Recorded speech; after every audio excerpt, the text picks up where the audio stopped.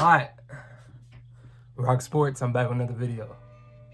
As you can tell by the title, this is my reaction. I was going to do a video last night, but this is my reaction to the fight, obviously. I was going to do a video last night, but I said, nah, I wanted some things to unfold, and I would have did it immediately right after the fight. But I'm glad I didn't, and I was able to sit on the press conference and, you know, all of that. First thing first, congrats to Terence Crawford and to Shawn Porter. Salute both fighters. Let's get right into it, man. Terence is a bad man, man. He's a bad man. I did not see him stopping Shawn at all. Minor little interruption. All right. So yeah, like I was saying, I did not see him stopping Shawn, man. I just couldn't. I wanted to, just because I'm such a fan of his. I would have wanted that for him, but I did not see that. I did not see him come. I did think that he can drop Shawn. I thought Shawn could drop him. But man, Bud is just, he's a dog, man. Well, we already knew. Shawn's a dog too, but Bud is just different. Shawn even said it himself. You know what I mean? And let's just get right out to it. So I had it 5 rounds to 4 going into round 10 for Terence Crawford. And man, did he came out ever right before when he told in the corner when he said, I got him right here. I got him right now. Man, he went out there and did that, man. Like, come on, man. That's a killer. That's a real live, bona fide, pound for pound, #1 fighter. Well, if you haven't won the two, it doesn't matter to me. But I thought Shawn came out looking good. You know, Shawn's typically a fast starter, and Bud is typically a slow starter. But so I felt like Shawn had the right game plan in terms of let's get off first. Let's get going and establish our rhythm and establish the jab. But then Terence immediately went to southpaw second round and took away Shawn's jab because he started countering the jab with the right hook, setting up the uppercut to kill shot later with the step back. But he kept doing that the whole time, which would make Shawn try to roll under the hook.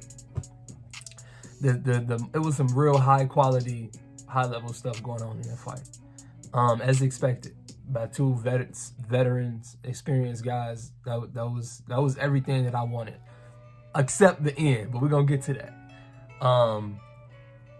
So yeah, when Shawn was doing great work, it was a typical Shawn fight, if you ask me. To me, Shawn was dictating the pace. Shawn was doing, because Crawford was very reactive, except for moments. It was a couple of rounds where he would come out and try to get going real fast, talking about Crawford. But for the most part, I felt like Shawn was the busier fighter as usual. Terence was more accurate as usual when somebody's going against Shawn Porter. He was just sharp. Terence was sharp, but I think Shawn was sharp too. I love how Bud, and I said this in my pre-fight video, I love how he was pivoting, man, around Shawn, mixing it up. Sometimes he would just latch on and hold Shawn. Sometimes he would step around Shawn. Sometimes he would just stand there and shell up. Sometimes he would fight back. But when he would pivot off, it just looked great. Like, Shawn couldn't do nothing. He could have did that the whole fight and made it easy, which I felt like Errol could have did the same thing with Shawn. But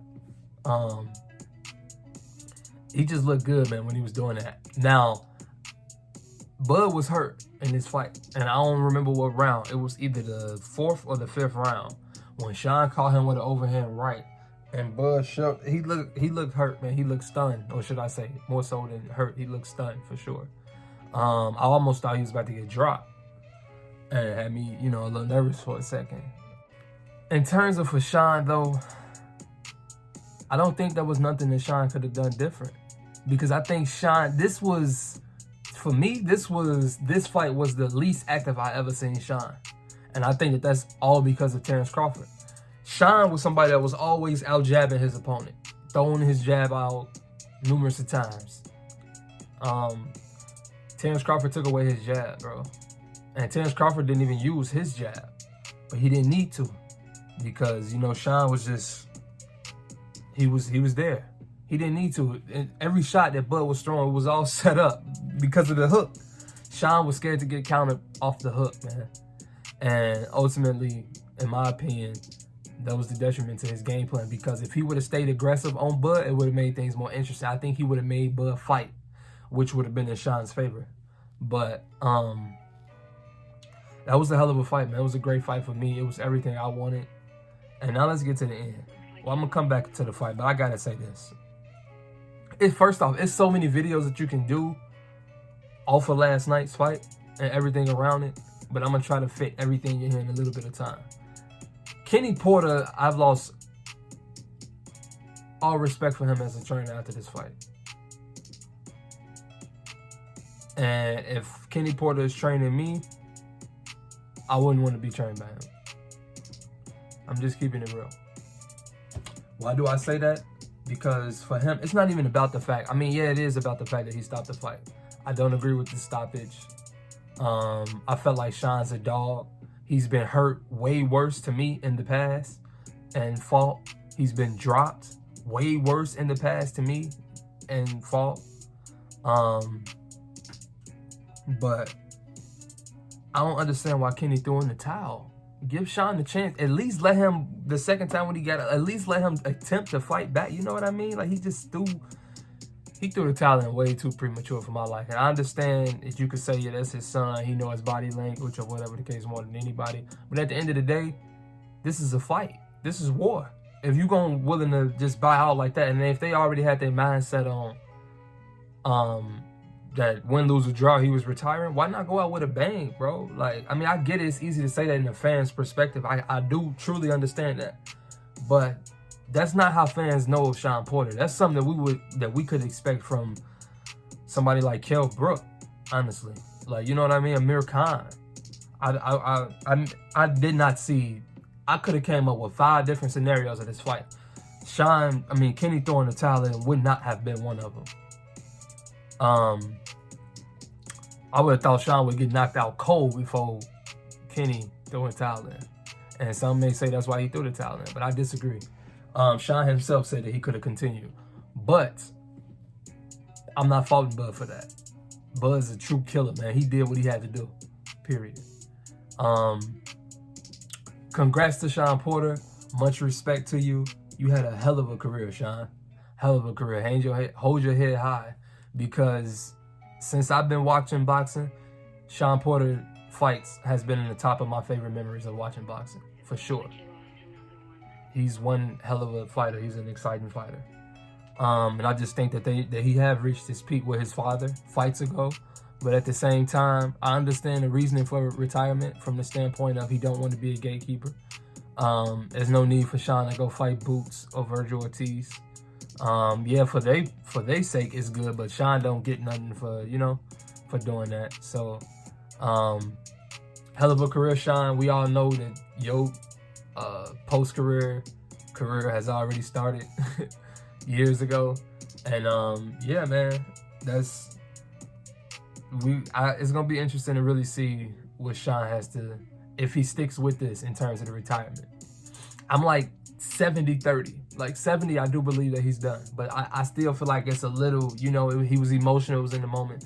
But again, because everything that they were saying leading up to the fight, you could say it was to sell the fight, but it don't add up in terms of the stuff they were saying after the fight. And is that Terence Crawford? Or is that just them being emotional? Or are they, for real? But we'll see. But going back to the fight,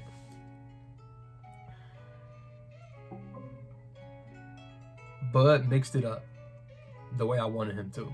The only thing that I wish he would have done more was just be a little bit more aggressive earlier. I feel like he could have got Shawn up out of there earlier. Now, thinking of like the way what he did in the 10th round, he might have been, if he would have picked it up a little bit more. But you can say the same with Terence in terms of he wasn't as aggressive because he might have felt something from Shawn.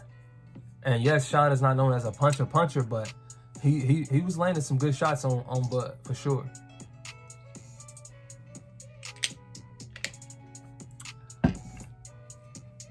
The right hook was the best punch in the fight for me. Terence's right hook, because he kept throwing it, kept keeping Shawn honest. That's why I'm keep touching on the right hook. The body shots that Bud was landing on Shawn Porter, I think had an effect on him. I don't think that nobody hit Shawn to the body the way Bud has. I think Shawn been hit harder up top, but I don't think he's been hit harder down low the way Bud was touching him to the body. That was some man, that was some real high level stuff in there that he was doing. He would just throw the punches in all type of ways, man. Because he had such long arms, I kept saying I wanted him to shoot the uppercut. Kind of found out it looks like that's what he was setting up the whole time. But he was throwing it the whole fight, Terence was. But the last fight, when he took the step back, it just created a little bit more room, a little bit more separation. But because Shawn figured that out. Obviously, Shawn's a high level. I don't care what nobody says. Shawn has a very high IQ in boxing. And Shawn knew Terence was coming with the counter hook every time right over that. So Shawn made an adjustment, which when he caught Bud in the 5th or the 4th, I can't remember, when he caught Bud with the overhand right, you can see the adjustment that he made. Sometimes he would go to the outside of Terence because Terence was in southpaw, right? So Terence shoot the right hook. Sometimes Shawn would go to the outside of his right hand. But he made the adjustment, and when he would go under, he just did it inside. He went on the other side, and he came over the top with it, and that's when he rocked Bud with that. And he definitely stunned him with that. Congrats to Bomac, too, man. Bomac and them, they kept it real with him in the corner. All of them kept it real with Terence in the corner. In terms of, he was down, or this was a close fight. And to his point, to his credit, he turned it up. It was great to see EJ in the crowd. It was great to see Errol in the crowd, man. But it's time. I don't want to... It's nothing else to talk about. Both of them would stop Ugas. I think Ugas even knows that. Both of them would stop Ugas. They should just fight next. Yeah, they should just fight next. Meaning Errol and Terence. Yep. Unless Errol wants a little get-back fight to see how that eye is, that's cool. I respect that. But his track record will tell you that he don't want that either. You know what I'm saying? With taking Danny Garcia on him, coming off a layoff. But yeah, man, it's nothing else to talk about in terms of Errol and Terence. They have to fight each other. And if they don't fight, that's a knock on both of them.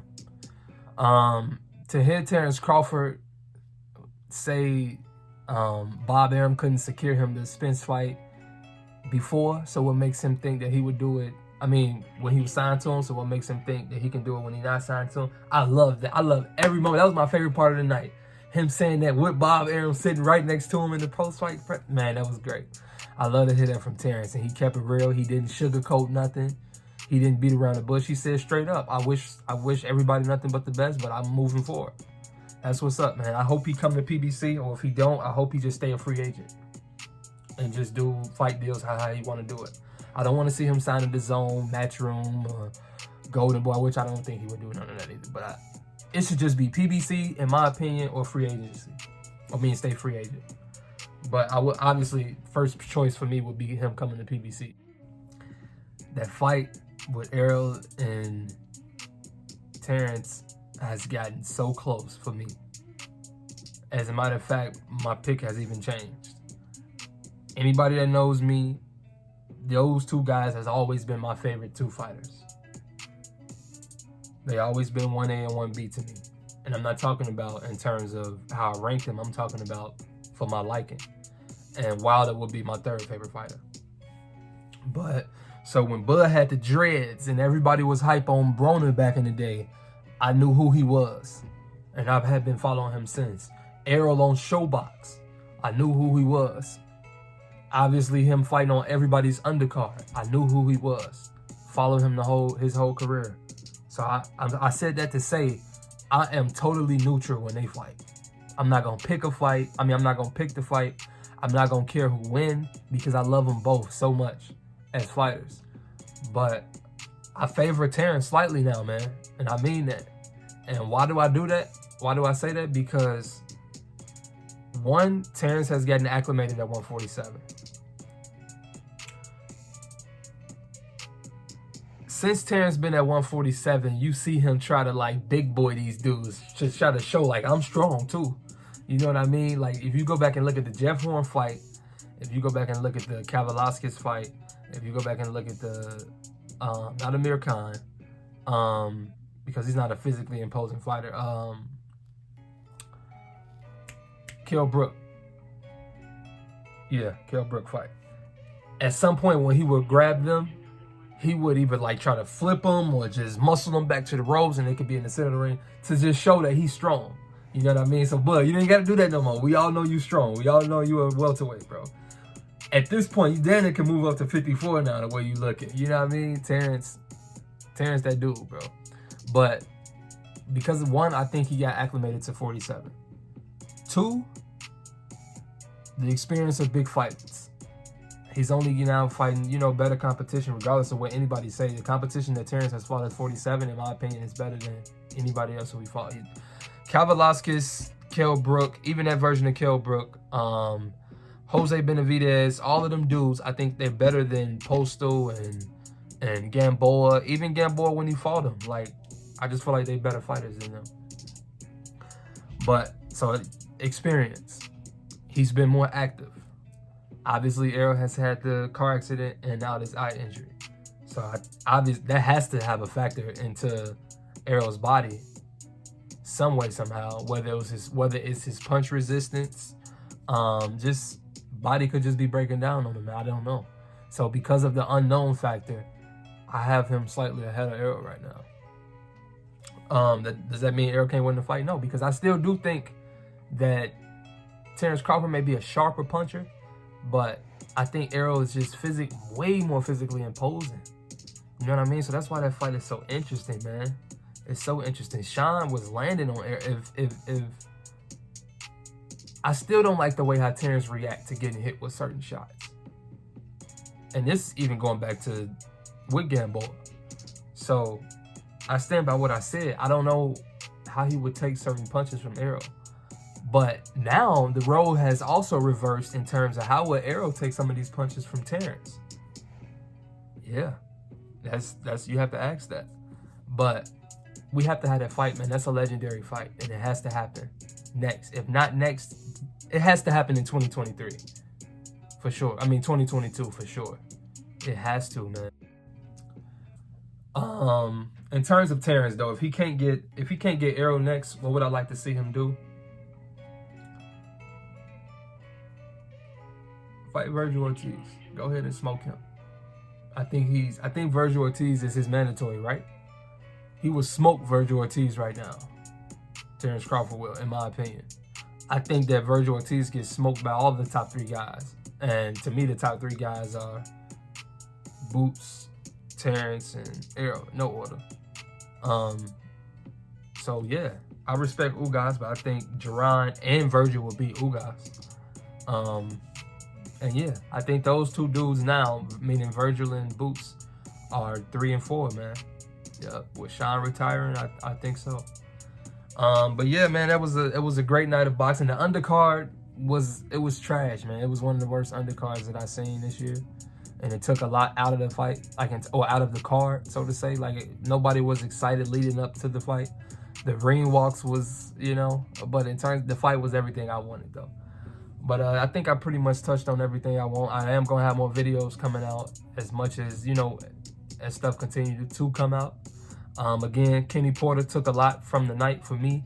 I feel like he stole Terence Crawford moment from knocking Shawn Porter out cold, or even dropping him even more, or again, who's to know that Shawn wouldn't have recovered? He's recovered quick in the past. You know what I mean? I just felt like Shawn deserved that benefit of the doubt. So again, Kenny Porter took a lot out of the victory. Well, not the victory, but the night of the fight for me, because of doing that, ruining it. But I'm not gonna let that take away from Terence's performance. Terence put on a hell of a performance, man. He's the most complete fighter in boxing, and it ain't close. It's not close. Yes, he could be a little bit more sharper on defense, but that offensive arsenal is something. It's something else. You can't name another fighter that can do what he can do, like he said. But you can name stuff from other fighters that they can do that he can do. But you can't do that for Bud. He's the real deal, and so is Errol the real deal. And for all you Bud fans, I'm a Bud fan and I'm an Errol fan. For all you Bud fans that saying that Errol's scared, stop that. He's not scared of Bud. Bud's not scared of him. I don't think neither one of them ducking each other. I do think politics was the real reason that slowed up a lot of this fight. And I think it's time now that we're going to get it. So congrats again to both fighters. Salute both fighters. Much respect to Shawn on a hell of a career. And then Shawn is immediately about to become one of my favorite people, as he already was in terms of commentating in boxing and covering boxing. So, yeah, man. Kenny Porter, you whack for doing that to your son.